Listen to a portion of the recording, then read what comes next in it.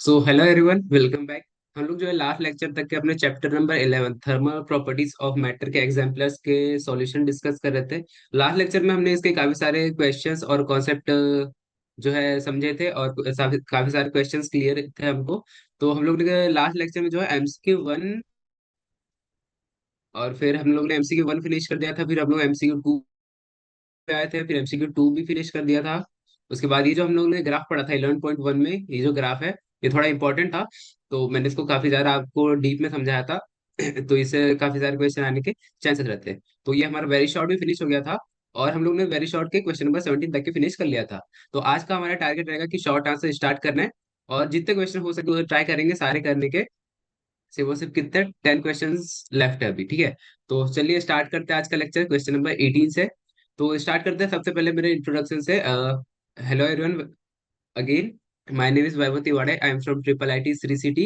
I am an undergraduate BTech student and my branch is computer science.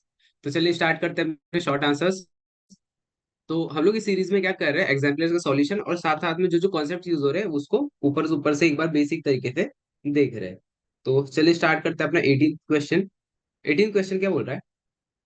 Find out the increase in moment of inertia I of a uniform rod जिसका linear expansion coefficient कितना है, alpha, about it's perpendicular bisector when its temperature is slightly increased by delta T. तो चलिए question number 18 क्या बोल रहा है? Clearly ये बोल रहा है कि एक रॉड है अपनी, और इसके परपेंडिकुलर बाइसेक्टर मतलब यहाँ से इसके अबाउट ये क्या कर रहा है, रोटेट कर रहा है, ठीक है। तो ये क्या बोल रहा है? Find out the increase in moment of inertia, इसके मोमेंट ऑफ इनर्शिया में कितना इंक्रीज होगा जब इसका टेम्परेचर डेल्टा टी से हम लोग इंक्रीज करेंगे। तो अपने को पता है कि हम लोग जब इसको डेल्टा टी टेम्परेचर देंगे तो क्या होगी, ये रॉड एक्सपेंड होगी तो इसका मोमेंट ऑफ इनर्शिया इंक्रीज करेगा। तो ये वही पूछ रहा है कि कितना मोमेंट ऑफ इनर्शिया जो है इंक्रीज करेगा इस एक्सिस के अलॉन्ग। तो चलिए अपने को delta L, sorry, increase in length का सिर्फ एक ही फॉर्मूला पता है, वो क्या है? Delta L is equal to L alpha delta T. तो ये फॉर्मूला लगाएंगे तो इसकी लेंथ पहले कितनी थी? एल, हम लोग ये कंसिडर कर लेते हैं। ये अपने को अल्फा गिवन है, और डेल्टा टी भी गिवन है कि हम लोग ने टेम्परेचर डेल्टा टी इंक्रीज किया है। तो जो अब नई लेंथ आ जाएगी वो क्या हो जाएगी? एल प्लस डेल्टा एल, है ना। तो इसका मोमेंट ऑफ इनर्शिया क्या हो जाएगा, आई डैश लिख लेते हैं।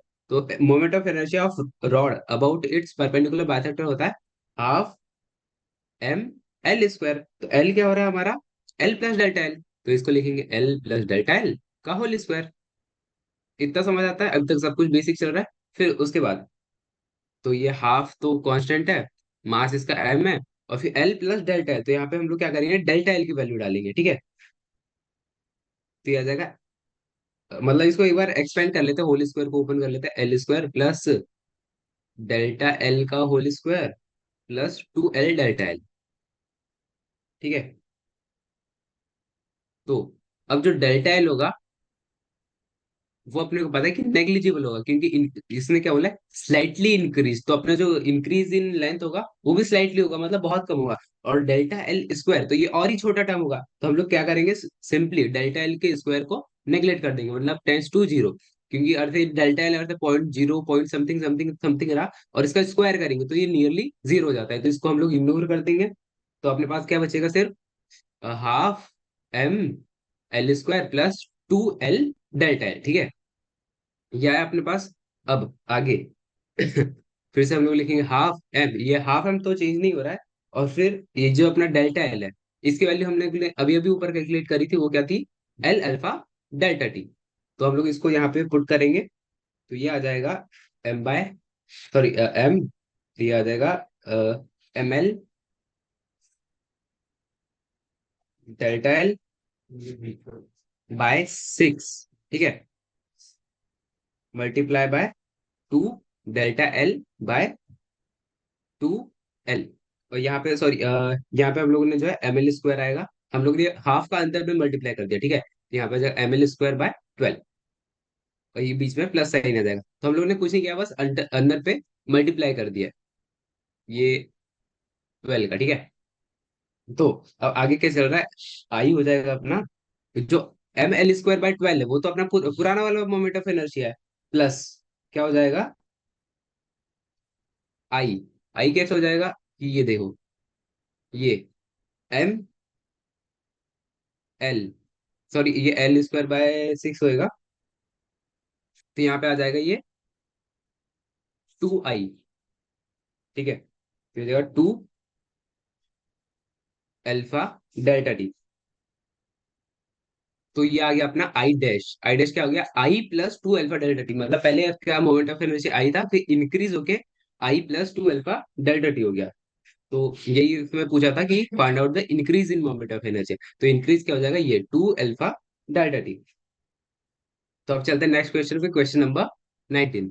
During summers in India, one of the most common practice to keep cool is to make ice balls of crushed ice, dip it into flavored sugar syrup and sip it.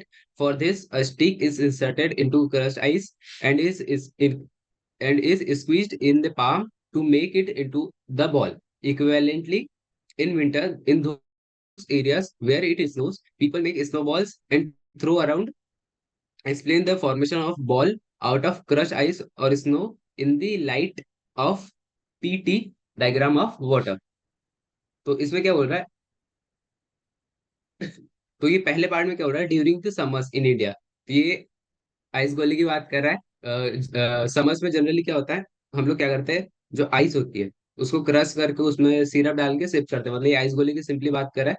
तो ये बोल रहा है उसमें stick डालते हैं हम लोग in crush ice and squeeze in with palm to make it into ball. और फिर क्या हो रहा है, विंटर की बात कर रहे हैं, equivalently in winter in those areas where it snows people make snow balls and throw around. तो ये क्या हो रहा है, पीटी जो डायग्राम है वो बनाना है, प्रेशर टेम्परेचर का डायग्राम बनाना है विद रिस्पेक्ट टू वाटर।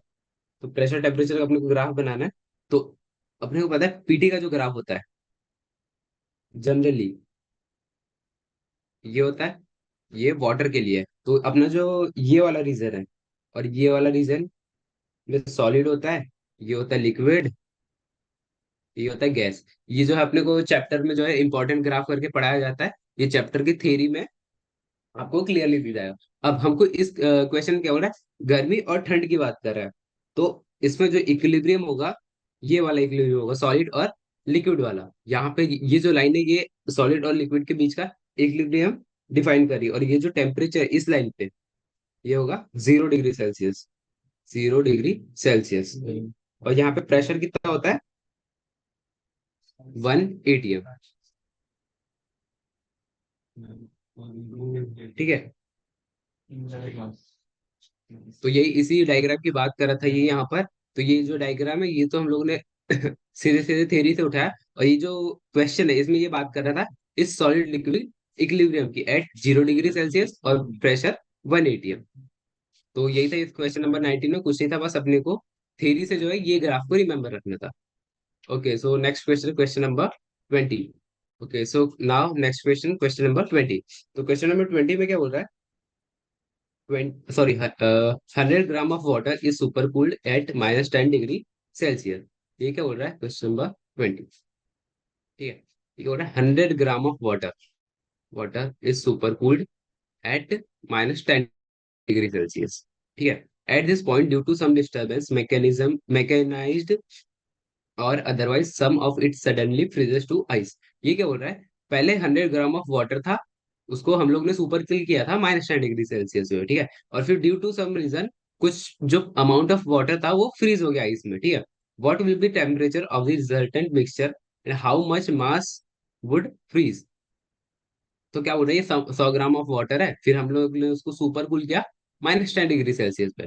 तो फिर क्या हुआ, due to some disturbance suddenly freezes to ice, कुछ अमाउंट जो था वो आइस में चेंज हो गया। तो ये बोल रहा है कि मिक्सचर का जो रिजल्टेंट टेम्परेचर वो कितना होगा, और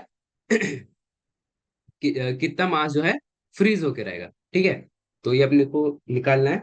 ये काफी इजी क्वेश्चन है, बस इसमें सारी चीजें गिवन भी है। ये एस गिवन है अपने को ऑफ वाटर, और अपने को ये एल ऑफ फ्यूजन गिवन है जो कि 80। तो अपने को एक क्लियरली एक फॉर्मूला पता है हीट इमिटेड का।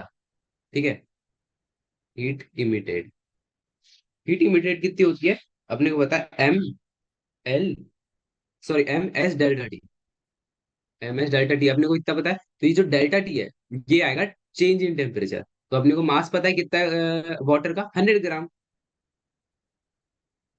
और जो एस है, एस कितना है 1, सब ऐसा यूनिट में रख रहे हैं हम लोग। और जो डेल्टा टी है, डेल्टा टी कितना है -10 डिग्री सेल्सियस। तो -10 डिग्री सेल्सियस, ठीक है। ये -10 क्यों आया, क्योंकि 0 से -10 हुआ है, ठीक है। तो हीट इमिटेड कितना होगा अपना 1000 कैलोरी, ठीक है। कैलोरी में आ रहा है क्योंकि ये जो अपने लोग ने एस लिया था वो कैलोरी पर ग्राम पर डिग्री सेल्सियस था, ठीक है। तो अपने पास हीट इमिटेड कितना आ गया 1000 कैलोरी। अब नेक्स्ट क्या बोल रहा है, how much mass of ice would freeze. तो जो अपनी हीट इमिट हुई वो कहाँ पे जाएगी, आइस को फ्रीज करने में, ठीक है। तो उसके लिए एक नया फॉर्मूला है, Q is equal to M S delta T, जिसमें तो मास तो अपने को 100 ही गिवन रहेगा फिर से। सॉरी सॉरी सॉरी, जो नया फॉर्मूला है वो क्या बोल रहा है, मास ऑफ मेल्टेड आइस वो कितना हो जाएगा, Q is equal to M L. ये दूसरा फॉर्मूला होता है क्या, हीट ऑफ फ्यूजन। ये जो एल गिवन है इसका यूज करेंगे हम लोग। तो एल यहाँ पे ये हीट ऑफ फ्यूजन वाला है, तो ये कितना हो जाएगा 80, ठीक है। मास कितना है अपने को, मास तो निकालना है, और क्यू कितना है, हीट जितनी यहाँ से इमिट हुई उतना ये लोग ये वाला जो है एब्जॉर्ब करेगा, तो ये कितना हो जाएगा 1000। क्लियरली यहाँ पे आ जाएगा वो 1000/80 इज इक्वल टू मास। तो ये अप्रोक्स आ जाएगा अपना कितना, 0 से 0 कैंसिल, ये हो जाएगा 12.5 ग्राम। लगभग लगभग इतना ग्राम जो है आइस अपनी फ्रीज हो जाएगी। तो ये अपने क्वेश्चन नंबर 20 भी सॉल्व होता है यहाँ पे। अब चलते हैं नेक्स्ट क्वेश्चन पे, क्वेश्चन नंबर 21। तो क्वेश्चन नंबर 21 क्या बोल रहा है, one day in the morning Ramesh filled up half, sorry 1/3 bucket of hot water from geyser to take bath. तो क्या क्या रमेश ने, क्वेश्चन नंबर 21, ठीक है। रमेश ने अपनी जो बकेट है उसको 1/3 फिल कर दिया, ठीक है। तो ये तीन पार्ट में से ये वाला पार्ट गर्म पानी से फिल कर दिया, and remaining 2/3 was filled by cold water. ये जो बाकी के दो पार्ट थे उसने कोल्ड वाटर से फिल किया, ठीक है, at room temperature to bring mixture to comfortable temperature. हम लोग ठंड में जनरली यही करने वाले हैं, अभी ठंड का मौसम है। तो चलिए आगे बढ़ते हैं। Suddenly Ramesh had to attend to something to which would take some times, say 5 to 10 minutes. तो क्या किया उसने, पानी मिक्स किया और फिर वो कुछ काम करने चला गया जिसमें हार्डली 5 to 10 मिनट्स लगने वाले थे, ठीक है, before he could take a bath. तो उसको नहाते नहाते कुछ इंपॉर्टेंट काम याद आ गया और वो काम करने चला गया। Now he had two option, fill the remaining bucket completely by cold water and then attend the work. Second वाला ऑप्शन क्या बोल रहा है, first attend to the work and fill the remaining bucket just before taking bath, which option do you think would have kept water warmer. तो ये clear, बहुत ही easy question है। क्या किया रमेश ने, स्टार्टिंग से समझते हैं। इसके पास 1/3 जो है हॉट वाटर है, ठीक है। फिर क्या है, इसके पास दो ऑप्शन है, या तो अपनी बकेट पूरी भर दे फुल और फिर काम करे, या फिर वो ये 1/3 को ही फिल करे और फिर काम करके आए, फिर इसको में जो है ठंडा पानी डाले। तो बोले किस में ज्यादा देर तक ये पानी ज्यादा गर्म रहेगा, ठीक है। तो ये बहुत ही इजी क्वेश्चन है। तो अपने को पता है according to Newton's law of Newton's law of cooling, Newton's law of cooling क्या बोलता है, द रेट ऑफ कूलिंग और heating, sorry, the rate of cooling और हीट एनर्जी का लॉस जो है इज प्रोपोर्शनल टू टेम्परेचर, ठीक है। तो जितना ज्यादा टेम्परेचर अगर से होगा तो उतने जल्दी जल्दी वो हीट लॉस करेगी। तो इस जो पहले केस था, केस नंबर 1, इसमें क्या होगा, बाल्टी में ठंडा पानी और गर्म पानी दोनों है, तो इसका टेम्परेचर कितना होगा, कम होगा। तो इसकी जो हीट लॉस होगी वो रिलेटिवली इससे कम होगी। तो इसमें जो है सेकंड केस में अपनी हीट लॉस ज्यादा होगी। तो क्लियरली वो उसको क्या करना चाहिए, पहले पानी भर लेना चाहिए ठंडा गर्म, उसके बाद काम करके आएगा इस बकेट में। केस फर्स्ट में जो है उसका पानी ज्यादा देर तक गर्म रहेगा। तो इसका आंसर है ये वाला पहला option, fill the remaining bucket completely by cold water and then attend the work. तो यहाँ पे हमारे जो शॉर्ट आंसर है वो फिनिश होते हैं। बाकी काफी इजी क्वेश्चन है, पर आपको अच्छे से थ्योरी आनी चाहिए। जैसे कि हम लोग ने क्वेश्चन नंबर 18, 19, 20, 21 चार क्वेश्चन किए, कुछ भी अभी तक टफ तो मिला नहीं है, काफी इजी क्वेश्चन रहे अभी तक। तो चलिए अब लॉन्ग आंसर्स पे। Long answer comparatively short answer से टफ होते हैं और लेंदी भी होते हैं, टफ तो नहीं कहना चाहेंगे, लेंदी होते हैं। तो चलिए स्टार्ट करते हैं long answers. Okay, so question number 20 क्या हो रहा है, we would like to prepare scale whose length does not change with temperature. तो हम लोग क्या कर रहे हैं, एक स्केल बनाना चाह रहे हैं जिसकी लेंथ जो है टेम्परेचर के साथ चेंज नहीं होनी थी। It is propose to prepare a unit scale of this type whose length remains से 10 सेंटीमीटर। तो अपने को एक स्केल चाहिए जो हमेशा 10 सेंटीमीटर की रहे, टेम्परेचर के साथ जो है उसकी लेंथ चेंज ना हो।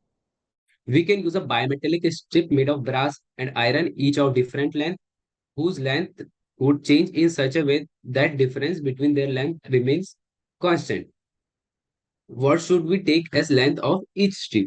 तो ये क्या हो रहा है, हम लोग जो ये बनाने वाले हैं वो हम कैसे बना सकते हैं, आयरन और ब्रास को मिक्स करके बना सकते हैं। तो ये क्या हो रहा है, we can use bimetallic strip made of brass and iron each of different length whose length would change in such a way that difference between their length remains constant। तो ये क्या हो रहा है, एक ब्रास रहेगा, ब्रास का टुकड़ा रहेगा और एक रहेगा आयरन का टुकड़ा, दोनों का लेंथ टोटल कितना होगा 10 सेंटीमीटर। फिर क्या करना है, इसका जो लेंथ मान लीजिए एल है और इसका एल डैश है, तो पहले जो था एल माइनस एल डैश कुछ के ही रहना चाहिए, तो after expansion L minus L dash भी के ही रहना चाहिए, मतलब आफ्टर एक्सपांशन आफ्टर हीटिंग। तो ये अपने को क्वेश्चन में बोला है। ठीक है, तो इसको हम लोग देखते हैं एक एक करके। तो ओके, तो अपने को क्वेश्चन के पढ़ के पहली कंडीशन क्या समझ आ रही है कि जो दोनों के बीच का जो डिफरेंस है वो सेम रहना चाहिए, कितना, L minus L dash is equal to 10 centimeter. ये हमको क्वेश्चन में बोला है कि दोनों के बीच का जो है डिफरेंस 10 सेंटीमीटर कांस्टेंट रहना चाहिए। ऐसे करके हम लोग स्केल प्रिपेयर करें। ठीक है, ये पहली क्वेश्चन है। तो अपने को पता है कि अल्फा क्या होता है, डेल्टा एल अपॉन में एल डेल्टा टी, ये होता है ना, delta is equal to alpha delta T, ये होता है। तो हम लोग ने इसको क्वेश्चन डाल ट्रांसफर किया, तो डेल्टा एल क्या होता है, final length minus initial length, L one लिख देते हैं। ठीक है, और ये जो उसकी लेंथ पहले थी तो ये हो जाएगा डेल्टा टी। तो यहाँ से जो आएगी अपनी इक्वेशन, एल टू कितना हो जाएगा, L one one plus alpha delta T. ये रिलेशन आप लोग को याद भी रहना चाहिए, बट याद नहीं रहता तो हम लोग ऐसे डिराइव कर सकते हैं। एल टू जो फाइनल लेंथ होगी वो क्या होगी, एल वन ब्रैकेट के अंडर में one plus alpha delta T. तो ये अभी सिर्फ फॉर्मूला फॉर्मूला चला है। अब चलिए आगे बढ़ते हैं। हम अब क्या करना है, the combination of rod are again heated and then length changes to L of brass and L of iron. ठीक है, तो ये हम लोगों ने क्या किया, अभी जो फाइनल लेंथ है उसको हम लोग क्या बोल रहे हैं, लेंथ ऑफ ब्रास और लेंथ ऑफ आयरन। ब्रास की लेंथ इतनी हो गई और आयरन की लेंथ इतनी हो गई। ठीक है, तो चलिए अब आगे बढ़ते हैं। तो जो फाइनल है वो कितना होना चाहिए, माइनस ये कितना होना चाहिए 10। ये अपनी फाइनल इक्वेशन, और जो अपनी पहले वाली इक्वेशन थी वो क्या थी, L of brass minus L of iron भी 10 ही चाहिए था अपने को। ठीक है, तो अब क्या करेंगे आगे, तो हम लोग क्या करेंगे, इसका इंक्रीज, ये फाइनल वाली है, तो हम लोग ने अभी अभी एक रिजल्ट निकाला था, वो क्या था, L of brass one plus alpha one delta T, फिर माइनस में क्या जाएगा, L of iron one plus alpha two of delta T. Increase in temperature तो सेम होगा, बट दोनों के अल्फा जो है वो डिफरेंट होंगे। तो अब आगे चलते हैं। तो L of brass, length of brass कितना होगा, वो अपने को अभी गिवन नहीं है। अब बाकी क्या, अल्फा, ये जो अपने को क्वेश्चन में अल्फा गिवन है, इन और डेल्टा टी जो है ये भी गिवन नहीं है। तो हम लोग क्या करेंगे, यहाँ से जो डेल्टा टी है वो ले लेंगे कॉमन। ठीक है, तो ये हो जाएगा एल ऑफ ब्रास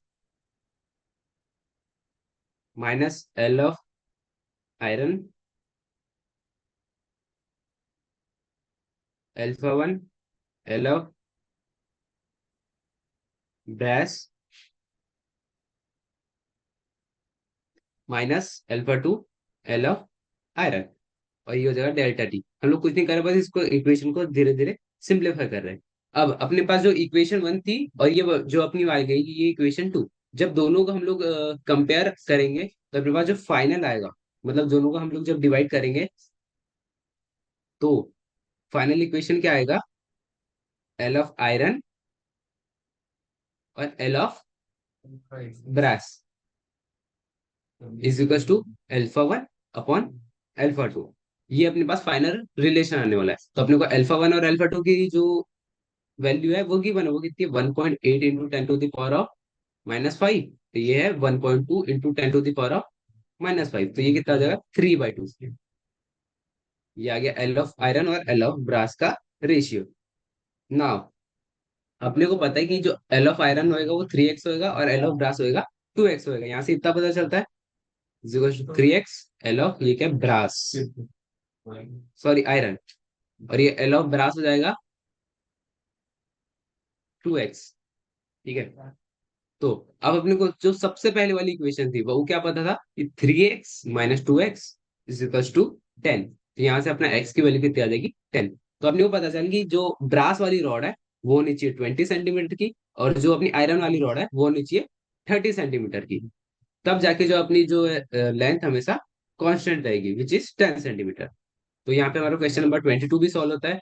अब चलते हैं नेक्स्ट क्वेश्चन, क्वेश्चन नंबर 23 पे। तो क्वेश्चन नंबर जो 22 था उसमें बस कुछ नहीं, डेल्टा एल जो था, मतलब इंक्रीज तो था, एल ऑफ ब्रास और एल ऑफ आयरन जो था वो कांस्टेंट रहना चाहिए, तो हम लोग ने उसको इक्वल टू में 10 कर दिया, और फिर आफ्टर एक्सपांशन वाली इक्वेशन लिख दी। तो फिर दोनों को कंपेयर किया और फिर अपने पास डायरेक्ट रिलेशन आ गया। अब चलते हैं नेक्स्ट क्वेश्चन पे, क्वेश्चन नंबर 23। क्वेश्चन नंबर 23 क्या बोल रहा है, you would like to make a vessel whose volume does not change with temperature. ये फिर से क्वेश्चन नंबर 22 जैसा ही सेम है। ये क्या, इसमें क्या हो रहा है, बल्क मॉड्यूलस की बात करें, उस वक्त अल्फा की बात थी, इस बार बल्क मॉड्यूलस की बात करेगा। ठीक है, तो चलिए स्टार्ट करते हैं। और इसमें जो लेंथ थी वो 10 सेंटीमीटर थी, और इसमें 100 क्यूबिक सेंटीमीटर है इसका वॉल्यूम। तो चलिए फिर से सेम मेथड है। तो क्या आएगा, अब फिर से एक बार क्वेश्चन क्लियर कर लेते हैं पढ़ने के लिए। We would like to make a vessel whose volume does not change with temperature, take a hint from the problem. हो यहाँ पे खुद ही स्टेट करके लिखा है कि हिंट ऊपर वाले प्रॉब्लम से लेनी। ठीक है, we can use brass and iron, तो दोनों का ये अपने को बीटा गिवन है, टू क्रिएट अ वॉल्यूम इतना, how do you think we can achieve this. ठीक है, तो क्वेश्चन नंबर 23। तो अपने को पता है कि वी नॉट, जो अपना वी नॉट है, ये वॉल्यूम ऑफ वेसल ले लेते हैं, जो कि 100। ठीक है, और आयरन का जो वेसल है उसकी लेंथ कितनी हो जाएगी, सॉरी उसका वॉल्यूम हो जाएगा VI। ठीक है, ये आयरन की हो गई, और ये ब्रास का हो जाएगा, ब्रास वाले वेसल का वॉल्यूम। ठीक है, तो अपने को पता है कि ये जो है वी नॉट, ये कितना है, 100। ये अपने को क्वेश्चन में गिवन है, CC। तो ये हो जाएगा 10⁻⁻⁴ मीटर क्यूब। ये हम लोग ने कुछ ही बस यूनिट कन्वर्जन किया अभी। अब बात आती है कि वी नॉट क्या है अपना, दोनों के बीच का डिफरेंस, क्योंकि अपने को जो increase with increase in temperature अपने को जो है वॉल्यूम चेंज नहीं चाहिए। तो जो अपना वी नॉट हो जाएगा वो क्या हो जाएगा, लास्ट क्वेश्चन की तरह, V of iron minus V of brass. ये हम लोग ने बस लास्ट क्वेश्चन जैसा किया, जो कि है 10⁻⁻⁴। ये हो गया अपना पहला इक्वेशन।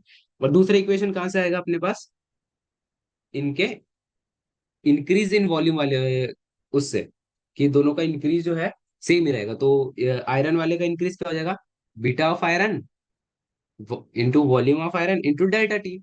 और ये ब्रास वाले का क्या हो जाएगा, beta of brass volume of brass into delta T. तो डेल्टा टी से डेल्टा टी कैंसिल, तो ये आ जाएगा volume of iron upon volume of brass is equal to volume, sorry beta of brass upon beta of iron. तो अपने को beta of brass given है, ये क्या, 6 × 10⁻⁵ और बीटा ऑफ आयरन कितना गिवन है, 3.55 × 10⁻⁵। ठीक है, तो ये अपने पास दोनों का रेशियो आ गया।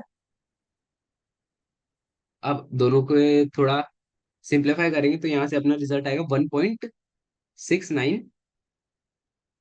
ठीक है, तो ये आ गया अपने पास VI/VB। तो ये अपने पास दूसरी इक्वेशन आ गई, और जो पहली इक्वेशन थी वो कौन सी थी, डिफरेंस वाली, ये वाली VI - VB is equal to 10⁻⁻⁴ बस दो इक्वेशन है और दो वेरिएबल है। सिंपली सॉल्व करेंगे तो यहाँ से आ जाएगा अपना V of I is equals to 144 ये मैं डायरेक्ट रिजल्ट लिख रहा हूँ, क्योंकि आपके पास दो इक्वेशन आप इजीली सॉल्व कर सकते हैं, सेंटीमीटर क्यूब। और वी ऑफ ब्रास आ जाएगा अपने पास 244.9 सेंटीमीटर क्यूब। तो ये भी सेम क्वेश्चन था 22 की जगह, 22 के जैसा। तो ये भी सॉल्व हो गया। अब चलता है नेक्स्ट क्वेश्चन पे, क्वेश्चन नंबर 24। दो सिमिलर क्वेश्चन थे, बस एक में अल्फा गिवन था और एक में वॉल्यूम वाला कोफिशिएंट ऑफ वॉल्यूमेट्रिक एक्सपेंशन था। अब चलते हैं next question, question number 24। Calculate the stress developed inside a tooth cavity filled with copper when hot tea of temperature 57 degree is drunk. You can take body, मतलब tooth का temperature normally at 37 degree Celsius and alpha and bulk modulus अपने को given है। तो ये क्या हो रहा है, हम लोग ने जो जब हमारा दांत टूट जाता तो वी यूज टूथ कैविटी, ठीक है, टूथ कैविटी जो हम लोग दांत में लगाते हैं वो किसी मेटल से फील्ड होती है। तो इस केस में क्या, tooth cavity is field with copper, ठीक है, कॉपर। तो कॉपर का अपने को अल्फा गिवन है और बल्क मॉड्यूलस भी गिवन है। तो ये क्या बोल रहा है, body temperature is 37 degree Celsius. फिर हम लोग ने क्या किया, 57 डिग्री सेल्सियस की चाय पी ली। तो ये बोल रहा है कि जो इंक्रीज इन टेम्परेचर है उसके कारण जो होगा अपना टूथ कैविटी वो एक्सपेंड करेगा, टूथ कैविटी विल एक्सपेंड। तो टूथ कैविटी जब एक्सपेंड करेगी तो उसमें एक स्ट्रेस डेवलप होगा। तो स्ट्रेस क्यों डेवलप होगा, क्योंकि वो एक्सपेंड तो नहीं करते because it is fixed between teeths. तो इसमें क्या होगा, एक स्ट्रेस डेवलप होगा। तो अपने को वही स्ट्रेस जो है फाइंड करना है। तो ये काफी इजी क्वेश्चन होने वाला है, क्योंकि जो अपनी टूथ कैविटी है उसका बल्क मॉड्यूलस गिवन है और अल्फा गिवन है। हम लोग डायरेक्टली उसमें एक्सपेंशन पता करेंगे कितना होता है और उसको हम लोग टेंशन के इक्वल रख देंगे। तो चलिए देखते हैं हम लोग इसको कैसे सॉल्व करते हैं। Question number 24। ओके, तो आपने को पता है कि टेम्परेचर डिफरेंस जो डेल्टा टी होगा, पहले 37 था फिर उससे 57 हुआ, 37 से 57 कितना हो गया, 20 का डिफरेंस हो गया, ठीक है। तो ये आ गया 20 डिग्री सेल्सियस। तो अपने को बल्क मॉड्यूलस गिवन है 140 इंटू 10⁻⁹ और अल्फा गिवन है 1.7 इंटू 10⁻⁻5। तो अपना जो गामा हो जाएगा, अल्फा का 3 टाइम्स होता है गामा, ठीक हो जाएगा अपना 5.1 इंटू 10⁻⁻5 पर डिग्री सेल्सियस। ये अपना गामा हो जाएगा, ठीक है। तो अपने को पता है थर्मल स्ट्रेस, थर्मल स्ट्रेस इसका एक डायरेक्ट फॉर्मूला होता है जो आपको चैप्टर के जो है सॉल्यूशन के दौरान पढ़ाया गया, मैं उसको लिख देता हूँ एक बार फॉर्मूले का। वो होता है bulk modulus into gamma into delta T. ये होता है स्ट्रेस, ठीक है। ये जो आपको नहीं पता तो आप लोग फिर से एक बार थ्योरी रिफर कर सकते हैं, बाकी ये फॉर्मूला होता है थर्मल स्ट्रेस का, which is bulk models into gamma into delta T. तो अपने को बल्क मॉडल्स की बनी कितना, 140 इंटू 10⁻⁹। गामा हम लोग ने अभी अभी कैलकुलेट किया, वो कितना है 5.1 इंटू 10⁻⁻5। और जो डेल्टा टी है हम लोग ने वो भी कैलकुलेट किया, वो कितना है 20। तो यहाँ से हमारा जो थर्मल स्ट्रेस डायरेक्ट डायरेक्ट आ जाएगा, सॉल्व करने से इसको वो आ जाएगा 1.4 इंटू 108 न्यूटन पर मीटर स्क्वायर। तो आप लोग इसको सिंपली कैलकुलेट करेंगे तो आंसर आ जाएगा। बाकी ये मैंने सब कुछ लिख दिया। तो यहाँ पे हमारा क्वेश्चन नंबर जो है 24 भी सॉल्व होता है। बस इसमें एक बहुत ही इजी सा फॉर्मूला लग रहा था, वो था ये beta, sorry, bulk modulus gamma delta T. तो हम लोग यहाँ पे जो है इसको कैलकुलेट करना था, ये जो गामा है which is 3 times of alpha. Okay, so let's move to the next question, question number 25। तो क्वेश्चन नंबर 25 क्या बोल रहा है, रेल ट्रैक, इसको इरेज कर देते हैं पहले। Okay, so question number 25, question number 25 बोला a rail track made of steel having length 10 meter is clamped on a railway line at its two end. तो अपने को पता है कि ये रेलवे की पटरी की बात कर रहा है। तो एक जो है अपना, सॉरी, ओके, सो ये एक है, इसकी लेंथ कितनी, 10 मीटर। तो ये दोनों साइड से अगले वाले से जॉइंट रहता है, अपने को इतना पता है। तो इसमें जो एक्सपेंशन तो नहीं होगा। On this summer day due to rise in temperature by 20 degree Celsius. तो क्या हो गया, गर्मी में जो हो गया अपने टेम्परेचर जो है 20 डिग्री सेल्सियस इंक्रीज कर गया। It is deform as shown in figure. पहले इसकी लेंथ कुछ ऐसी थी एल, विच इज 10 मीटर। फिर क्या होगा, ये दोनों तो ऐसे क्लैम्प्ड है तो इसमें एक्सपेंशन इस तरफ तो नहीं हो पाएगा। तो ये क्या हो जाएगा, थोड़ा बेंड हो जाएगा, क्योंकि अपने को पता है कि गर्मी के दिनों में एक्सपेंशन होता है। तो ये इस तरफ तो एक्सपेंशन नहीं हो पा रहा था, तो ये ऐसे एक्सपेंड हो गया, ठीक है। ये अपने को डायग्राम में भी गिवन है, पहले ये ऐसा था, ठीक है। ये क्या हो रहा है, इस तरीके से एक्सपेंड हो गया। तो ये क्या हो रहा है, एक्स अपने को फाइंड करना है, एक्स इज दिस, ठीक है। अपने को एक्स फाइंड करना है, अपने को अल्फा भी गिवन है। तो ये क्वेश्चन नंबर 25 भी बहुत ही इजी क्वेश्चन होने वाला है। तो चलिए सॉल्व करते हैं। तो अपने को एक्स फाइंड कैसे होएगा, पहले इसकी लेंथ कितनी थी, 10 मीटर, ठीक है। फिर ये एक्सपेंड होके इसमें कुछ लेंथ में इंक्रीज आ गया, तो अपने को ये लेंथ प्लस ये length, it is 10 plus delta L which will be expansion, ठीक है। तो यहाँ से हम लोग को ये वाली साइड आ जाएगी, ये वाली साइड भी मिल जाएगी, हम लोग सीधे सीधे हाइट कैलकुलेट कर लेंगे। तो चलिए स्टार्ट करते हैं। इसमें थोड़ा एरिया ऑफ ट्राइंगल वगैरह भी लग जाएगा, बाकी इजी क्वेश्चन है। तो हम लोग एक बार डायग्राम ड्रॉ कर लेते हैं। तो अपने को ये वाला एक्स फाइंड करना है, थोड़ा असिमेट्रिक बन गया, तो ये हो जाएगा अपना 5। मान लीजिए ये 5 है, क्योंकि ये थोड़ा असिमेट्रिक बन गया, तो ये भी 5 है, ठीक है। ये एक्स इसका मिड पॉइंट होगा। तो चलिए अब आगे स्टार्ट करते हैं। तो एक्सपेंशन जो होगा इसमें एल प्लस डेल्टा एल होगा, इसकी प्लस इसकी लेंथ क्या होगी, एल प्लस डेल्टा एल। तो ये इतना पोर्शन जो कि आधा है, ये कितना हो जाएगा, half of L plus delta L, ठीक है। तो जो अपना एक्स हो जाएगा वो कितना हो जाएगा, इतना वाला एक्स कितना हो जाएगा, बाय पीजीटी अपना एक्स हो जाएगा X square will be half of L plus delta L का स्क्वायर का whole square minus L by two का होल स्क्वायर, ठीक है। ये अपना एक्स स्क्वायर आ जाएगा। बस अब अपने को सारी वैल्यूज पुट करनी है, क्योंकि एल की वैल्यू अपने को पता है 10 है, और फिर डेल्टा एल अपने को कैलकुलेट करना आता है। एल की वैल्यू क्या, डेल्टा एल की क्या वैल्यू होती है, अल्फा डेल्टा टी। तो चलिए स्टार्ट करते हैं। ये हाफ हो जाएगा 1/4, ये हो जाएगा L square plus delta L का square plus 2 L delta L minus of, ये हो जाएगा एल स्क्वायर बाय 4, ठीक है। तो यहाँ से आ जाएगा अपने पास final result L by, sorry L square by 4 plus delta L square by 4 plus 2 L delta L by 4 minus of L square by 4। तो इससे ये कैंसिल हो जाएगा। और अपने को पता है हम लोग ने क्वेश्चन नंबर ऊपर जो है 21 में भी सेम किया था कि डेल्टा एल जो है वो वैसे ही छोटे होने वाला है, तो डेल्टा एल का स्क्वायर बहुत ही ज्यादा छोटे होने वाला है, तो हम लोग कंप्लीटली इसको नेग्लेक्ट कर देते, टेंस टू जीरो। तो ये वाला टर्म जो है ये भी कैंसिल हो गया, तो अपने पास क्या है, सिर्फ एक टर्म बचा है which is 2 L delta L by 4। तो हम लोग इसको लिख लेते हैं। तो अपना जो डेल्टा एक्स आ जाएगा वो कितना आ जाएगा, डेल्टा एक्स का स्क्वायर, सॉरी एक्स का स्क्वायर आ जाएगा 2 एल डेल्टा एल बाय 4। तो अपना 2 से 4 कैंसिल हो गया, तो हो गया L डेल्टा L बाय 4, ठीक है। तो अपने को पता है कि डेल्टा एल क्या होता है, एल अल्फा डेल्टा टी। तो यहाँ पे हम लोग जब है सीधे सीधे सब्स्टिट्यूट करेंगे, तो एक्स आ जाएगा रूट ऑफ एल, और एल का वैल्यू क्या हो जाएगा, L alpha delta T, alpha delta T upon में 2 हो जाएगा, सॉरी ये 2 होएगा, तो यहाँ पे आ जाएगा अपॉन में 2, ठीक है। तो जब हम इसको सॉल्व करेंगे, एल 10 है अपने पास और डेल्टा टी 20 है और अल्फा बी गिवन है, तो जो फाइनल रिजल्ट आने वाला है एक्स का वो हो जाएगा अपना 10.8 मीटर। ओके, तो ये अपना फाइनल रिजल्ट जो है वो आने वाला है, सिंपली आपको वैल्यू पुट करना है एंड आंसर फाइंड करना है। तो यहाँ पे हमारा क्वेश्चन नंबर जो है 25 ये भी सॉल्व होता है। तो जैसे कि आपने देखे होंगे ये एग्जाम्पल्स जो बाकी चैप्टर्स है उनके जो लॉन्ग आंसर वो काफी लेंदी और टफ होते थे, पर इस जो चैप्टर है इसमें ऐसा कुछ नहीं है। इसके लॉन्ग आंसर्स भी सिमिलर है, क्योंकि इसमें गिनती के 3-4 फॉर्मूले इस टोटल चैप्टर में, तो इसका क्या है, ज्यादा कॉम्प्लेक्स क्वेश्चन बन नहीं पाता है। बाकी ये इंपॉर्टेंट चैप्टर है जेई के पॉइंट ऑफ व्यू से। तो यहाँ पे हमारा क्वेश्चन नंबर 25 भी सॉल्व होता है। अब चलते हैं नेक्स्ट क्वेश्चन, क्वेश्चन नंबर 26 पर। तो क्वेश्चन नंबर 26 क्या बोल रहा है, a thin rod having length L not at 0 degree Celsius.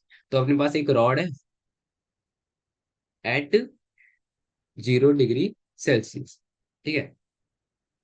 इसकी लेंथ कितनी है, एल नॉट है, और कोफिशिएंट ऑफ लीनियर एक्सपेंशन कितना है, अल्फा, अल्फा भी गिवन है, L not at 0 degree Celsius, और coefficient of linear expansion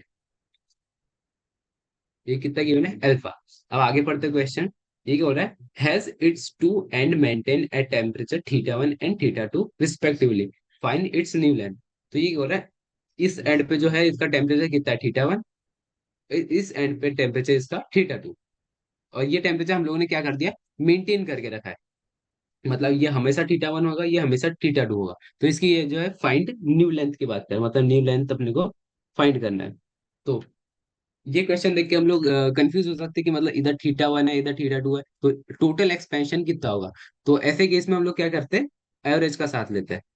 average, average क्या लेते हैं हम लोग, ये जो टेम्परेचर वन और ये जो टेम्परेचर टू है, तो मतलब दोनों एंड के जो टेम्परेचर उनका एवरेज निकालते हैं, और फिर उस जो टेम्परेचर है उसका हम लोग मीडियन ले लेते हैं। मतलब हम लोग मान लेते हैं कि वो जो इसका जो मीडियन आने वाला है, सॉरी मीन आने वाला है, वो इस पूरी रॉड का टेम्परेचर है, और फिर उस हिसाब से हम लोग इसमें एक्सपेंशन निकाल लेते हैं। तो एवरेज क्या हो जाएगा, theta one plus theta two by two. ये अपना क्या हो गया, average temperature of the rod. अब हम लोग क्या करेंगे, न्यू लेंथ निकालनी है अपनी।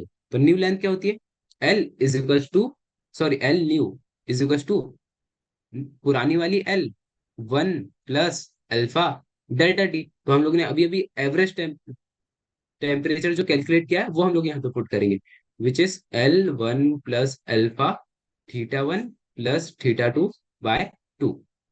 तो ये आ गया अपना नया वाला टेम्परेचर। तो जो एल न्यू होगा वो यही होगा, L one plus alpha theta one plus theta two by two.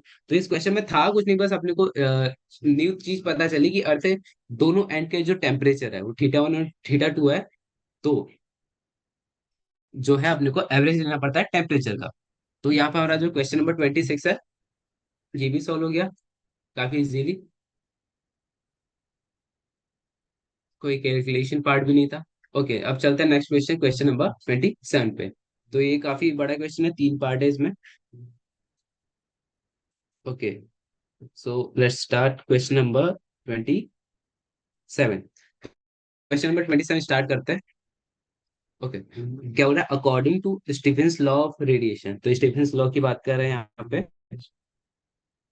तो क्या बोल रहा है, a black body radiates energy alpha, sorry sigma T to the power of four. तो हमने को फॉर्मूला भी गिवन है, from its unit surface area every second where T is the surface temperature of the black body, and sigma भी given है। मतलब इसमें सारी चीजें गिवन रहती है, बाकी आपको सिग्मा की वैल्यू लर्न रहनी चाहिए। कहीं कहीं पे गिवन रहता है, कहीं कहीं पे नहीं गिवन रहता है। तो इसको बोल रहा है स्टीफेंस कांस्टेंट। तो सीधे हम लोग सबसे पहले तो फॉर्मूला लिख लेते हैं। ये क्या हो रहा है, energy radiation from a black body it's equal to the alpha T to the power of four. ये क्या है, पर second per unit surface area. ठीक है, इतने एनर्जी रेडिएट कर रहा है। तो आपने को सिग्मा की भी वैल्यू गिवन है। A nuclear weapon may be thought of as a ball of radius 0.5 meter. When detonated, it reaches temperature of 10 to the power of 6 Kelvin and can be treated as a black body. तो ये क्या बोल रहा है, a nuclear weapon को हम लोग एक छोटा सा बॉल जिसकी रेडियस 0.5 मीटर है ये कंसीडर कर लेते हैं, और जब वो फटता है तो उसका टेम्परेचर इतना ही तक के चले जाता है, और उसको हम लोग एक ब्लैक बॉडी कंसीडर कर सकते हैं, ऐसा क्वेश्चन बोल रहा है। ये क्या हो रहा है, a estimate the power it radiates. तो पहले क्वेश्चन में क्या हो रहा है, estimate the power in radius. तो सब मतलब जो भी चीजें गिवन है हम लोग एक बार लिख लेते हैं। तो रेडियस कितनी है, 0.5 मीटर। सिग्मा गिवन है 5.67 into 10 to the power of -8। और जो अपना टेम्परेचर है वो कितना गिवन है, 10 to the power of 6 kelvin. ठीक है, तो एनर्जी पर सेकंड पर स्क्वायर मीटर कितना होता है, ये इतना। तो हम लोग क्या करते हैं, इसका सरफेस एरिया कैलकुलेट कर लेते हैं सबसे पहले। तो सरफेस एरिया क्या हो जाएगा, 4 pi R square, 4 pi R square. तो हम लोग जब सरफेस एरिया से मल्टीप्लाई करेंगे तो ये आ जाएगी total energy radiated per second. तो P equals to power radiated per second, क्योंकि एनर्जी पर सेकेंड हो जाएगी अपनी पावर। ठीक है, तो ये क्या हो रहा है, पावर की बात कर रहे हैं, एस्टिमेटेड पावर इट रेडिएट्स। तो पावर क्या हो जाएगा, ए इंटू ई। ठीक है, A into E, where A is area. तो ये क्या हो जाएगा, A alpha, sorry sigma T to the power of four. A क्या हो जाएगा अपना, पाई आर स्क्वायर, अभी अभी बात की थी हमने। तो ये हो जाएगी, ए कितना हो जाएगा, फोर, पाई हो जाएगा 3.14 इंटू आर स्क्वायर। तो आर कितना हो जाएगा, 0.5 का स्क्वायर। ये हो गया अपना एरिया। ठीक है, अब एनर्जी की बात करें तो एनर्जी अपना कितना है, सिग्मा। तो सिग्मा कितना, 5.67 into 10 to the power of -8 into T to the power of 4, मतलब जो अपना 10 to the power of -6 की power 4, which is which will be कितना हो जाएगा 24, 10 to the power of 24। जब हम इसको सॉल्व करेंगे तो जो अपनी ओवरऑल पावर आएगी वो आएगी 1.8 into 10 to the power of 17। तो अपनी जो पावर है मतलब इतनी वो जो है पावर रेडिएट करेगा जब वो फटेगा। कौन सा? वो न्यूक्लियर बॉम्ब। ये तो ये काफी ज्यादा पावर है। हम लोग देखें 10 to the power of 17 में, मतलब काफी ज्यादा पावर रेडिएट करेगा if an nuclear weapon blast. तो ये हमारा पहले पार्ट का आंसर हो गया। अब चलते हैं नेक्स्ट क्वेश्चन पे। If surrounding has water at 30 degree Celsius, how much water can 10 degree of energy produce evaporate in 1 second? तो ये क्या हो रहा है, सराउंडिंग में जो वाटर है उसका टेम्परेचर है 30 डिग्री सेल्सियस, ठीक है। How much water can 10% of energy produced evaporate in 1 second? तो अपनी जो एनर्जी प्रोड्यूस हुई थी इस केस में which is 1.8 into 10 to the power of 17, ठीक है। तो ये क्या बोल रहा है, इसका 10% अपने को लेना है, ठीक है। अपने को सिर्फ 10% जो है इसका वो यूज करने वाले हैं। तो इसका 10% कितना हो जाएगा, 1.8 into 10 to the power of 16। कुल मिला के इसको 10 से डिवाइड करेंगे तो ये हो जाएगा अपनी इसकी 10% ऑफ एनर्जी। तो हम लोग क्या करते हैं, इतनी एनर्जी को सराउंडिंग का जो पावर पानी है उसको इवेपोरेट करने के लिए यूज कर रहे हैं। तो पानी के इवेपोरेशन में जो एनर्जी यूज होती है वो कितनी होती है, इधर पे लिख लेते हैं। ओके। ओके, तो आ गया अपना energy is equal to M S delta T. तो अपने पास एनर्जी कितनी हम लोग ने अभी भी कैलकुलेट करी 10%, वो कितनी होती है 1.8 into 10 to the power of 16। मास हमको कैलकुलेट करना है, एस अपने को गिवन है। तो लेकिन एस जो है अपने को ओके एस गिवन है, ठीक है। एस कितना है 4186.0। और डेल्टा टी कितना हो जाएगा, ये क्या है 30 डिग्री सेल्सियस की बात हो रही है यहाँ पर। और इवोपरेशन के लिए अपने को पानी का टेम्परेचर कितना चाहिए, 100 डिग्री सेल्सियस। तो डेल्टा टी कितना हो जाएगा 30 - 100, सॉरी 100 - 30 विच इज 70। तो यहाँ से हम लोग के पास ये भी है, अपने पास यहाँ से एम कैलकुलेट करना है, इजी। वो हो जाएगा एम। लेकिन हम लोग को जो एनर्जी है वो, बट इवोपरेट करने के लिए अपने को एक और जो फैक्टर है which is M L. M L भी कंसिडर करना पड़ेगा। तो एम क्या हो जाएगा, एम एल भी कंसिडर करना पड़ेगा, ठीक है। तो M will be mass of water that will be evaporated. तो एम तो सेम ही रहेगा। और एल कितना हो जाएगा, एल बी गिवन है 22.6 into 10 to the power of 5। तो ये जो दो फैक्टर है, एक पानी गर्म होके 100 डिग्री सेल्सियस में जाएगा और 100 डिग्री सेल्सियस के बाद वो इवेपोरेट होएगा। तो उसके लिए उसको वेपर फॉर्म में जाना पड़ेगा। तो वेपर फॉर्म में जाने के लिए भी इतनी एनर्जी चाहिए रहेगी। तो यहाँ से जब हम लोग एम कॉमन ले लेंगे तो आ जाएगा 4186 into 70 plus 22.6 into 10 to the power of 5, ठीक है। इज इक्वल टू में कितना आ जाएगा, इतना 1.8 into 10 to the power of 16। तो यहाँ से जो अपना m आ जाएगा which is mass of water that will be evaporated, तो वो अपना लोग डायरेक्ट ले देते हैं which is 7 into 10 to the power of 9 kg। तो इतना केजी ऑफ वाटर इवेपोरेट हो जाएगा जब उसका 10% यूज करेंगे, विच इज वेरी हाई। मतलब एक आप सोच सकते हैं कि न्यूक्लियर वेपन कितना लिथियल होता है कि ये सिर्फ 10% ऑफ एनर्जी यूज करके इतना केजी ऑफ वाटर इवेपोरेट कर दे रहा है।